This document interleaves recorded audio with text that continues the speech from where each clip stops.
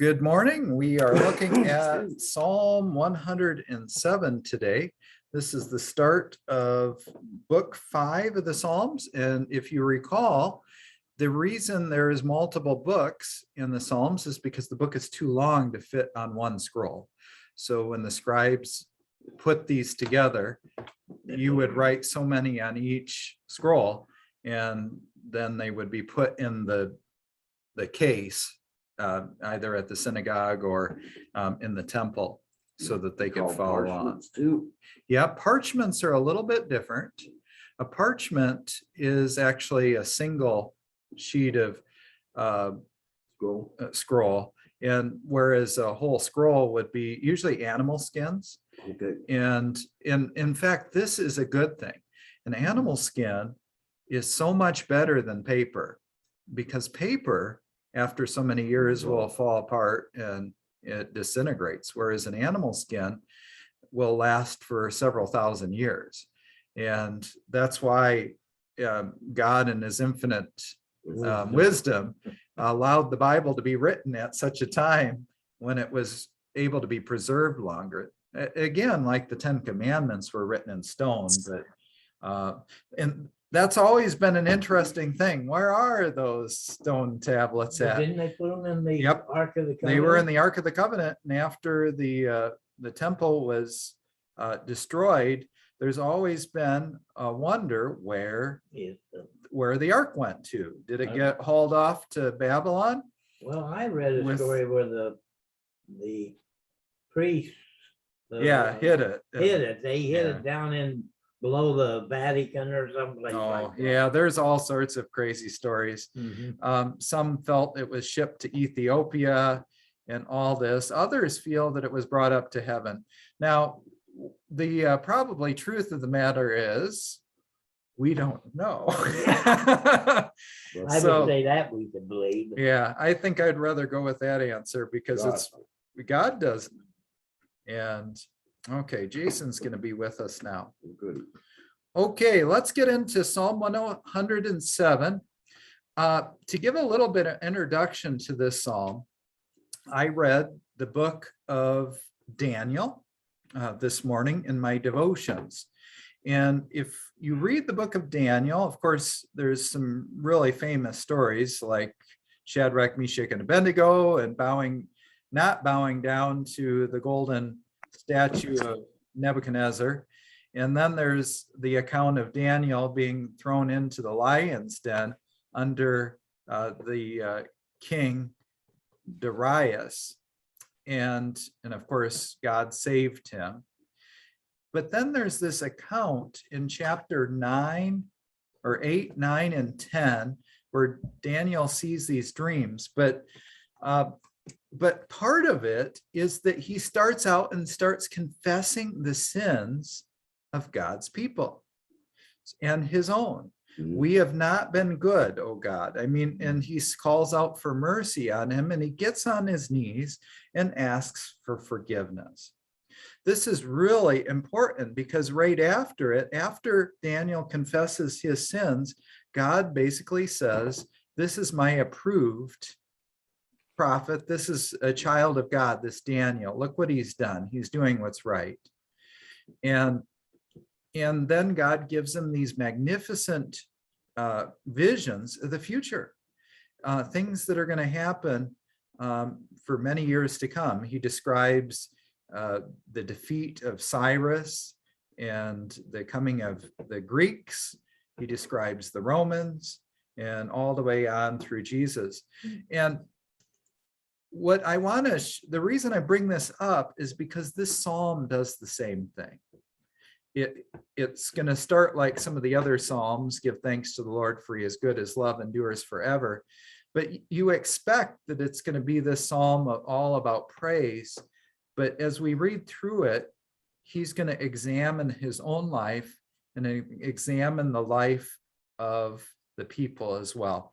And I think after we're done with this, you're going to want to say, Lord, have mercy for the sins of our country, the sins of the United States, the sins of the state of Iowa, the sins of our and I'll give you one that bothers me right now: the sins of God's church, in places where they aren't turning to him. Even in our own church, there's people that are sinning. And this psalm is going to give us words to voice that prayer. So with that introduction, what I want to do is I'm going to just read the psalm straight through as a prayer. And then I want to go back and we're going to read it a second time, except we'll take it apart and what it means. So that's our plan for today. Welcome, Jason and Carol. Hi. So it's good to have you with us. So I'll just go ahead and as I read it, kind of pray along, and we'll read it devotionally first. Give thanks to the Lord, for he is good. His love endures forever. Let the redeemed of the Lord tell their story. Those he redeemed from the hand of the foe. Those he gathered from the lands from east and west, from north and south. Some wandered in the desert wastelands, finding no way to a city where they could settle. They were hungry and thirsty, and their lives ebbed away. Then they cried out to the Lord in their trouble, and he delivered them from their distress. He led them by a straight way to a city where they could settle.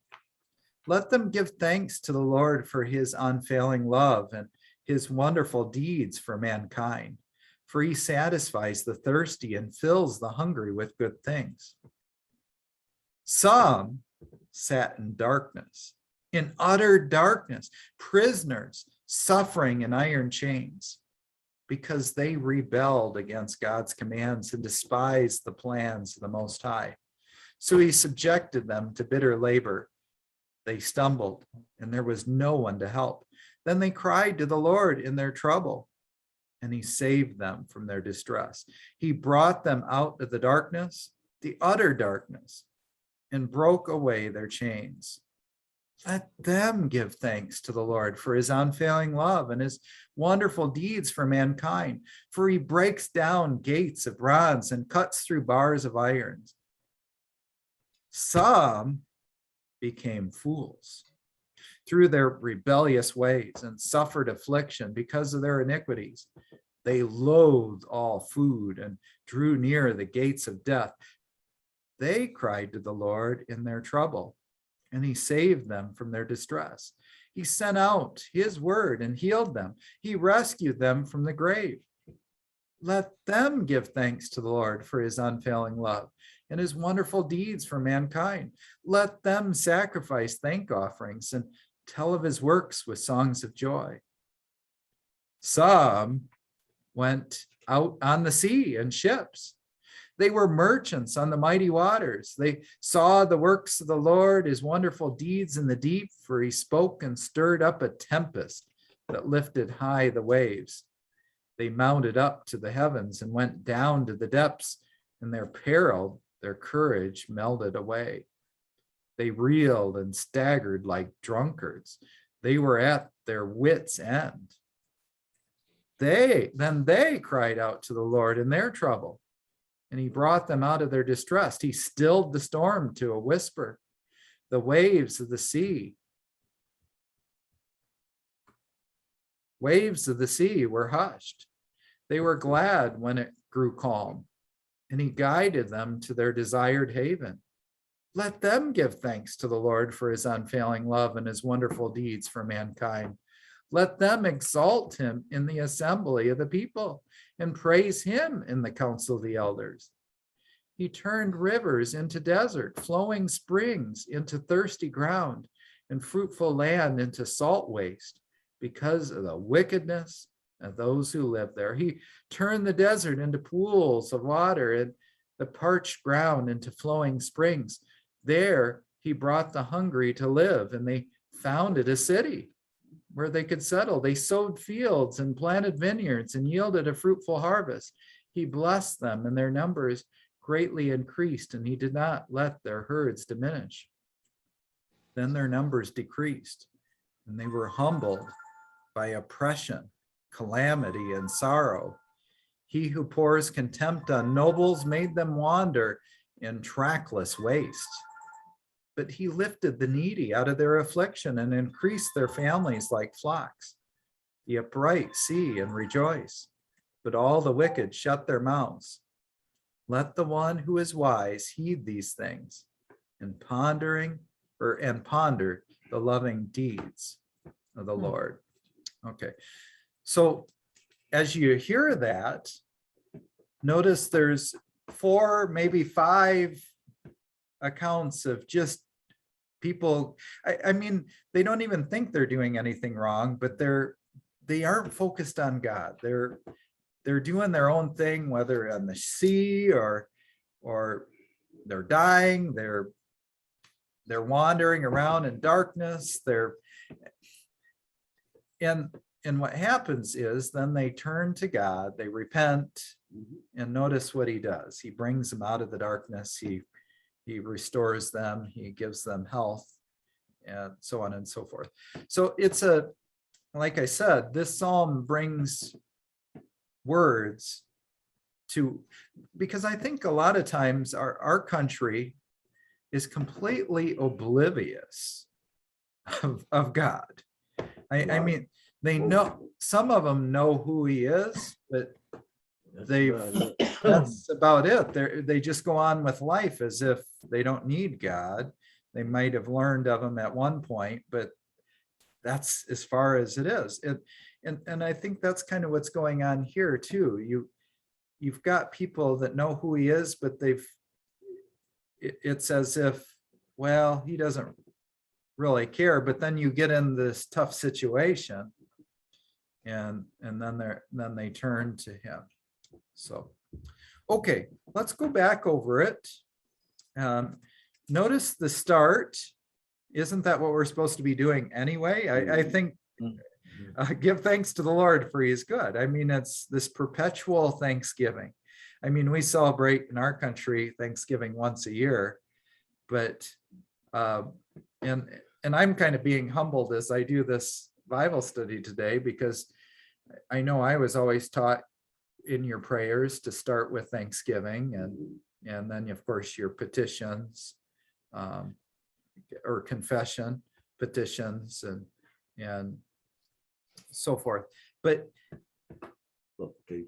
yeah, and you want to do that, but it's so easy to get into the habit of only doing one thing in our prayers. Lord, help this person, help that person. But this is a good reminder to say thank you for what he has done. But then verse 2, let the redeemed of the Lord tell their story. So who would be the redeemed? Okay, people that are saved. Remember what the word redeem means. It's somebody who has been purchased or bought back. They've been in, for example, the people of Israel were in slavery in Egypt. And what did God do? He bought them back with his outstretched arm and 10 plagues, and he brought them out of Egypt. So they're a redeemed people. We too are redeemed. We were bought by the blood of Jesus Christ, by his own life. He died in our place, and so we're redeemed. So he's basically saying, let the redeemed of the Lord tell their story. So, and what is that when you're telling the story of God? What do you call that? Praise, yeah. This is praise. Yeah, which is preaching, telling others what he has done. Yeah. So it's the story how God redeems us from the hand of the foe. And the foe, of course, of God's people in the Old Testament was Egypt or Babylon, but ultimately that foe is sin, death, and the devil. They're our foe. Sin. I've left sin out of there. Sin is a foe as well. Though, yeah. It causes all of it. Yep. All of the evils. So notice what God has done. He's gathered from the lands from east, west, from north and south. We call that the news, right? Yeah. North, east, west, and south. So everywhere. Circle. Yeah, yeah. So what they were doing, and this is interesting, I think he's being poetic here. Some wandered in the desert wastelands, and not necessarily just literally wandering in the desert. I think some of them did wander literally in the desert, They said they did. but others, they were literally wandering, and they were spiritually wandering too. They were connected to God. They were trying to do things their own way. Because even, bless you, when they were in the Egypt, or not in Egypt, out in the desert, think of God commanded them, go take the land. And of course, what did they say? We can't do it. The people are too powerful. They will kill us. We can't do it. They So wanted to go back to slavery. yeah, they would rather go to slavery than do what God Even though asked. they were complaining why they were in it. They just soon forgot what Yeah. God delivered them from. So instead of trusting in God, they were trusting in their own strength, but which is a huge irony, because he just got done showing his mighty hand against Yeah. Egypt. So why Well, when here 10, I think that's a Mhm, foretelling of their slavery, mhm. you know, I'll go down there. where it says Some affliction satin and in darkness. affliction and iron, Mhm. you know. Yeah, so and then that's, how he brought down their heart with labor. and in a lot of ways, before a person even still today believes in Jesus, they're in slavery of sin. Sin is a taskmaster. Mhm. It holds you in custody unless you're set free. Or, yeah, slavery, Yeah. type of slavery. So notice while they're in the desert, or even a person today is in the desert, whether spiritual desert, without God, they become hungry and thirsty. And remember what Jesus said, come on to me, all you who are weary and burdened, and I will give you rest. Or in the book of Revelation, let's see if I've got that verse here. He says, come on to me, all who are thirsty, and I will give you to drink. Mhm. Put that in the New Testament. Yeah, so that's Revelation Way after chapter well, he told her that. 22, verse 17. The Spirit and the bride say, come, and let him who hears say, come. Whoever is thirsty, let him come, and whoever wishes, let him take the free gift of the water of life. So, and that's of course Jesus, referring to Jesus, the gift. And then Jesus is the water of Mhm. life. So he brings them out. And notice then in verse 6, and this is really important, they cried out to the Lord in their trouble, and he delivered them from their distress. He loves to hear the cries of those that All are through in here, distress. They cry out to him and he delivers them from Yeah. it. And that's been hard for me as a pastor. I've watched this pandemic, and I've watched a lot of people sick, not from COVID, but from other things.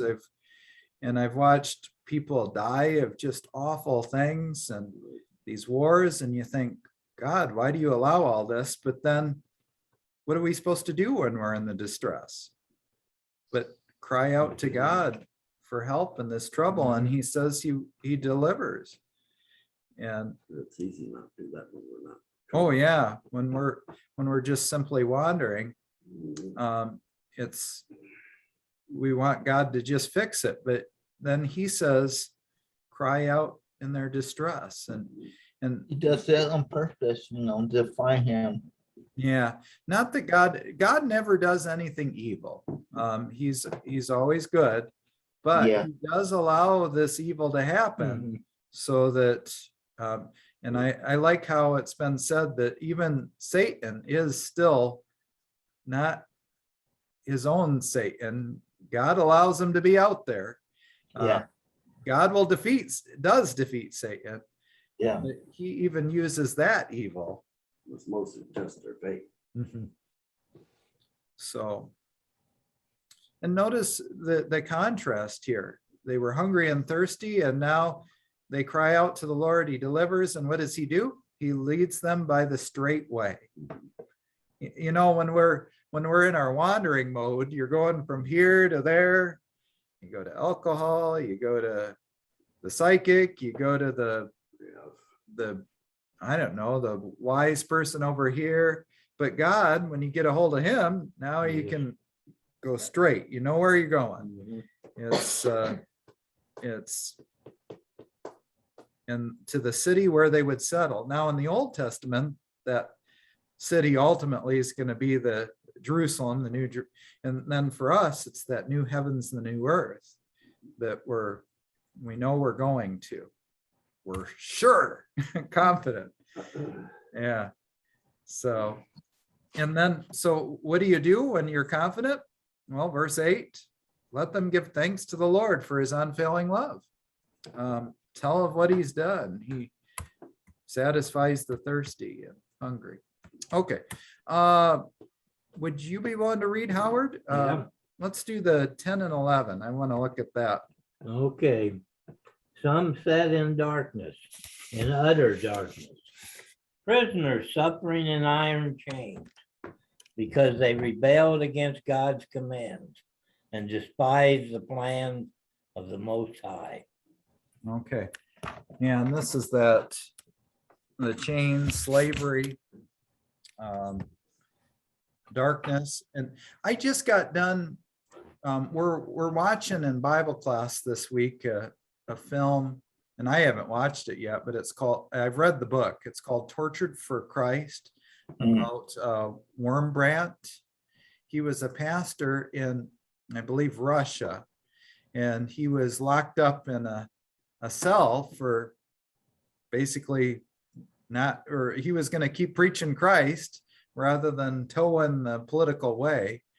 So he was literally in chains like this.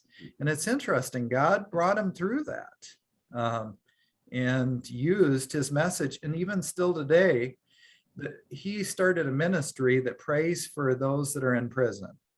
And so God, even though it was horrible, God is using it and still helping people to know Jesus still today. Or for that matter, people like Martin Luther. I mean, he was in prison for in the castle prison for quite some time, but you know, because he was there, he was able to spend time translating the Bible.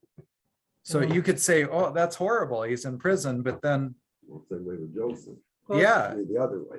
If you are trying to cure somebody of some ailment, if you had that same ailment and come through it, then you have an advantage of going to this person, and he knows that you're come through the same thing, and you can discuss.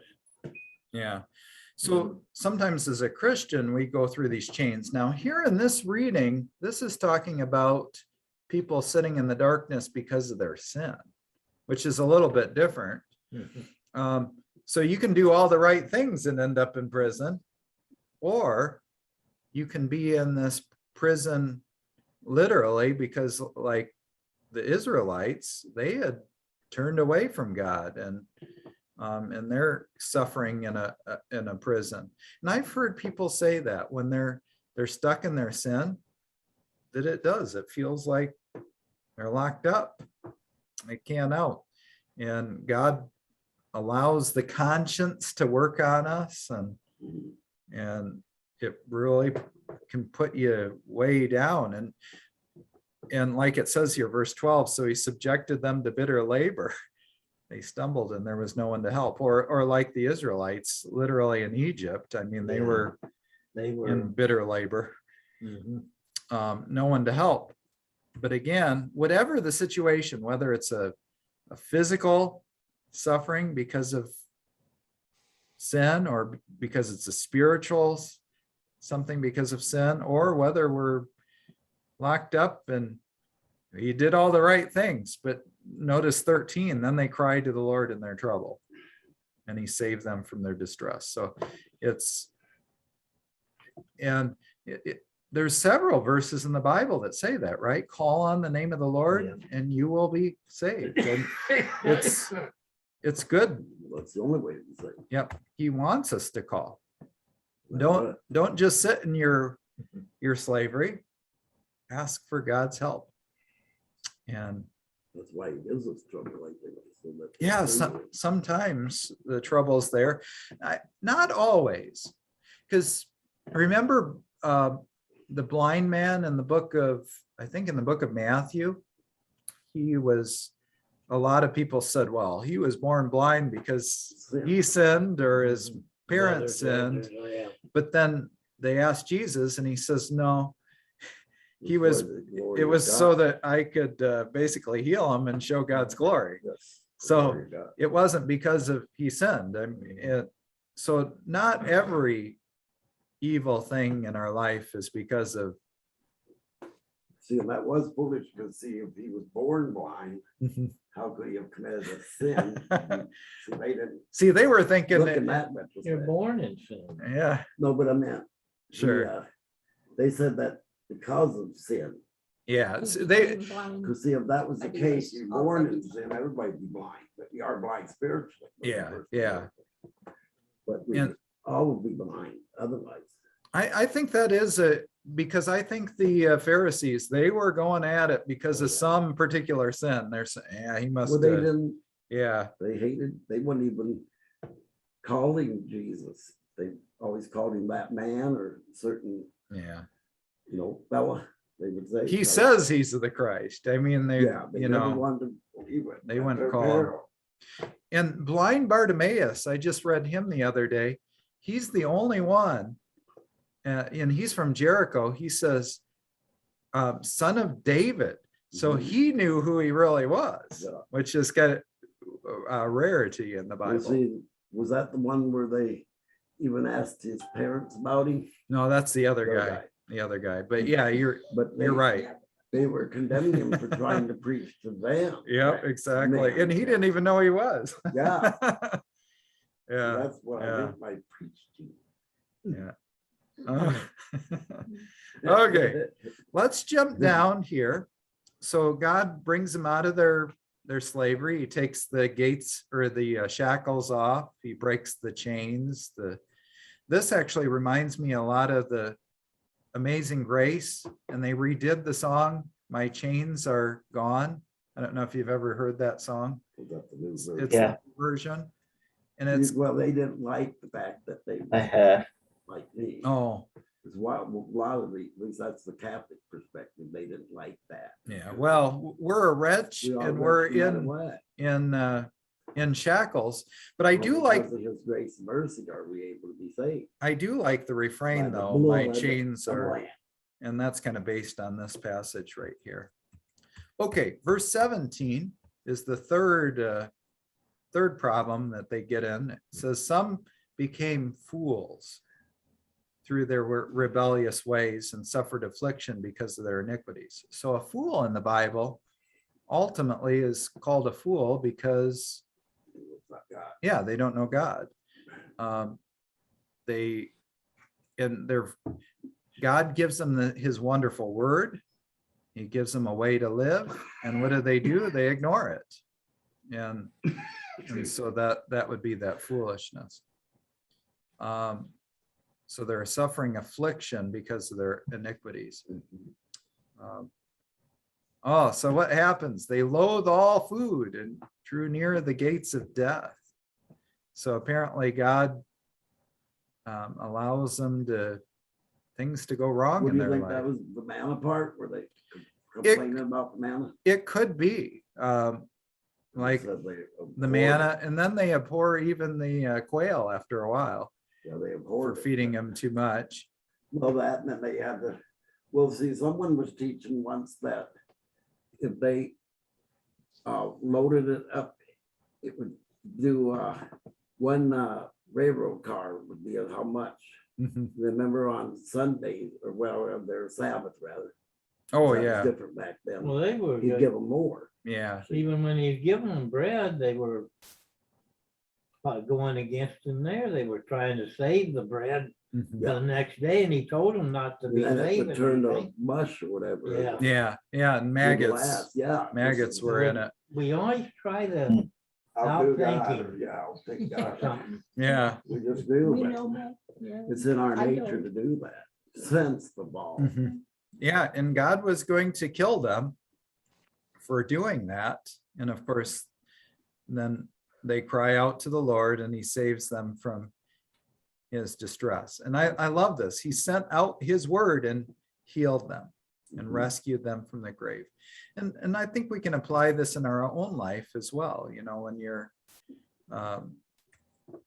to turn to God and listen to his word, and when we or even our neighbor does not, we can call out to God, Lord, forgive us, and turn to him. It's a good thing he has unfailing love. Yeah, Okay, let's jump down to 23. Don, you want to read that one? how many?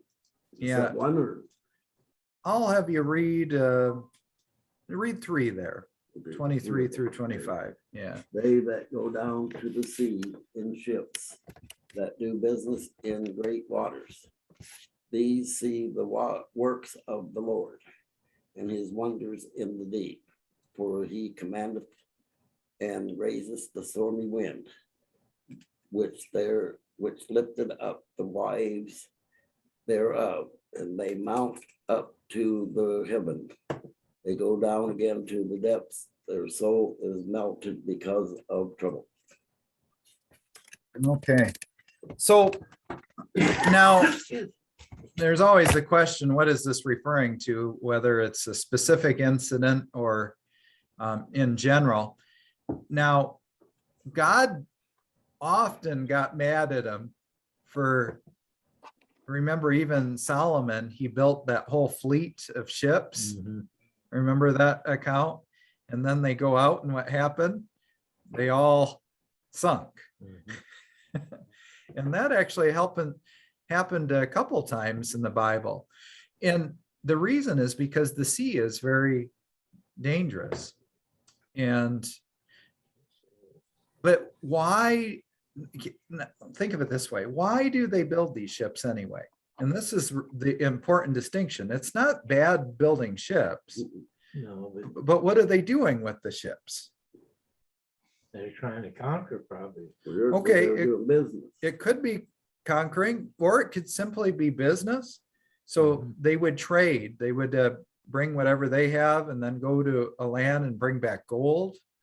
They would bring back spices and rugs and all sorts of riches.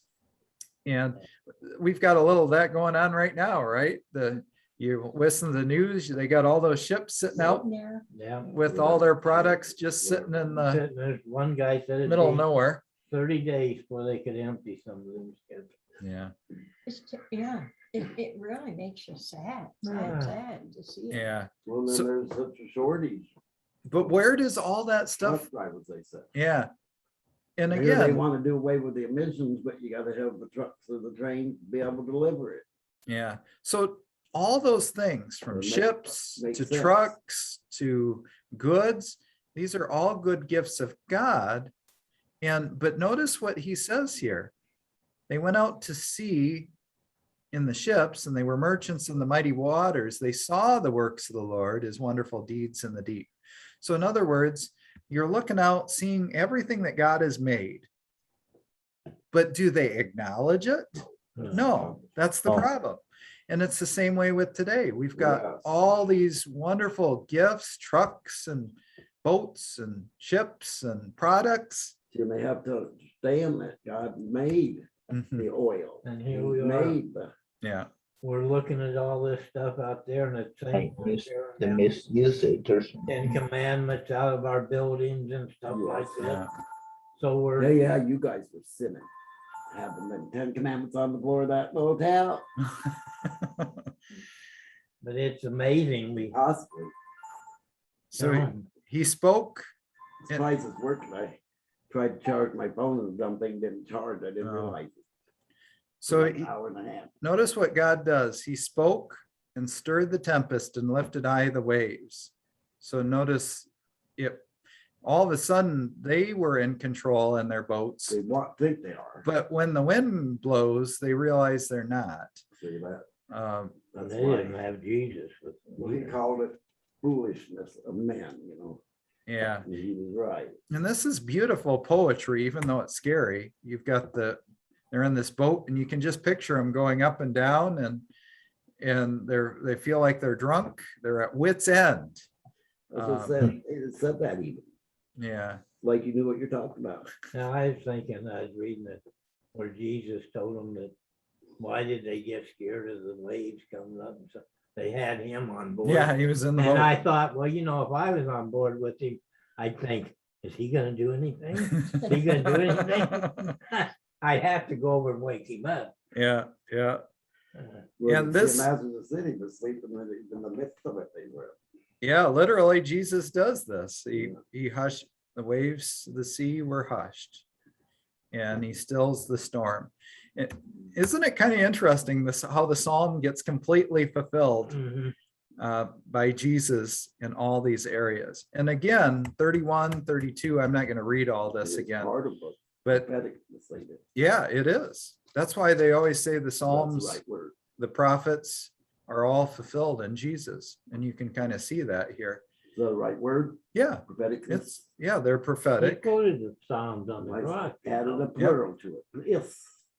He So- didn't tell people what verse and stuff it was, but he just quoted. Yeah. Give See, we thanks to see the it Lord. now, but back then, they didn't know that it was being prophetic. Okay, let's turn, So I understand it. Dolores, would you do 33? This is kind of an interesting as well. 33, 34. You turn rivers into a desert, springs of water into thirsty ground, a fruitful land into a salty waste because of the wickedness of its inhabitants. Okay, this is just in general, or you could look at specific examples. When did he turn the rivers into desert? Well, he did that with a lot. Well, that was in Moses' time. Yeah. He did it at that point as well. Remember that rock? Yeah, struck the rock. Struck the rock, But it Remember. could also, this could also refer to when Assyria came in and wiped out the Israel, the northern kingdom, or the southern kingdom when it's wiped out. It could refer to some of the things that are happening today. When everything's good and then all of a sudden it's not. So what does God do? 35, he turned the desert into pools of water, parched ground and flowing springs. There he brought the hungry to live and founded a city where they could settle. So he, in the middle of bad, he grows this beautiful oasis.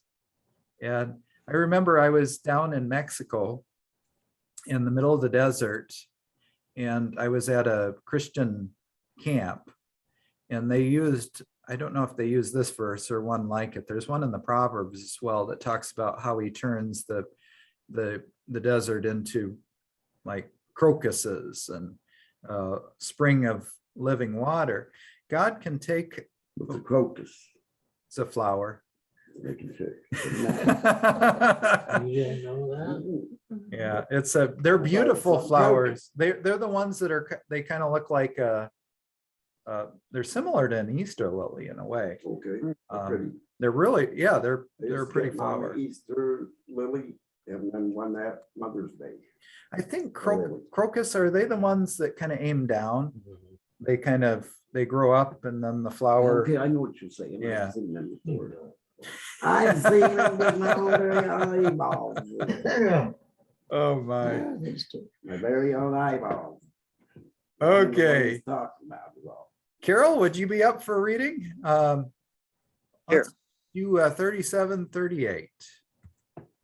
They sowed fields and planted vineyards that yielded a fruitful harvest.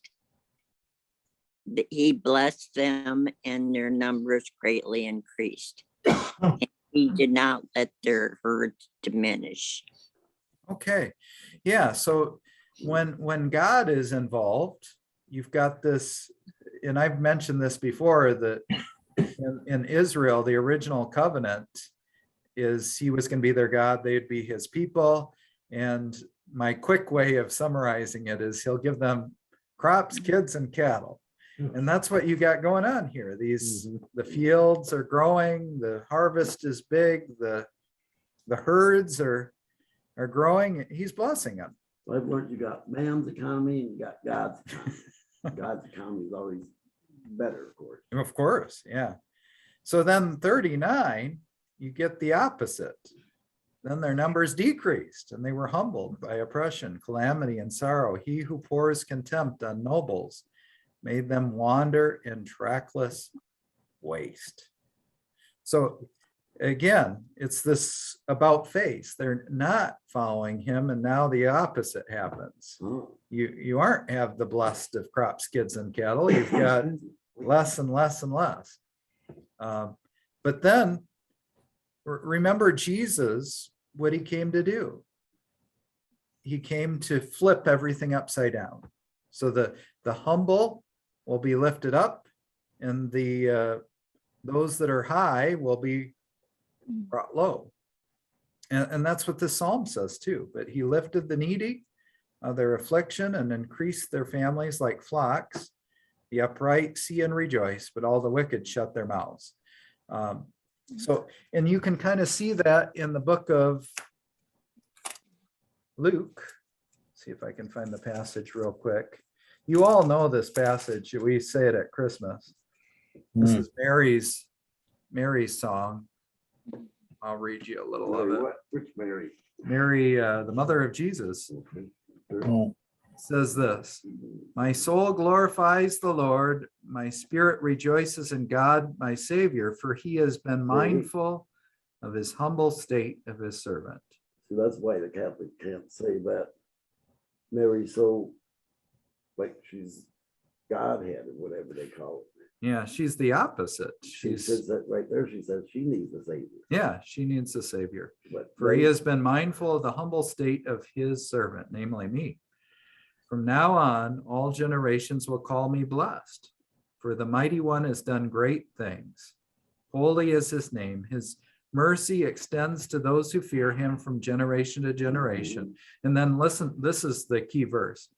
He has performed mighty deeds with his arms. He has scattered those who are proud in their inmost thoughts.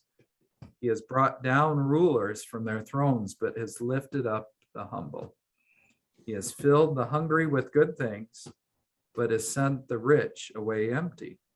He has helped the servant Israel, remembering to be merciful to Abraham and his descendants forever, even as he said to our fathers. And of course, this 2 Sundays ago, we read the reading about the rich man.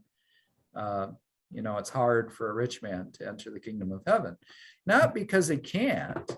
It's because often he puts his trust In his in the riches. riches rather than God. Yeah, but darn Howard does that. That's gonna be the most thing, because most people will lean towards what they have. Yeah. And that's what's so hard about our country right now. I don't know if people realized how blessed we really are. Mhm. We've We are. we got so much stuff. Well, and Jesus Um, said that, told the Pharisees, they had him there, Yeah. said, but there will come people who will believe and never see me, and they will have the faith to, Yeah. like we have had. We got running water. We got washing machines. We've got Yeah, heat, indoor, indoor plumbing. So They can only imagine what it'd be like. many. We have. I have a bed at night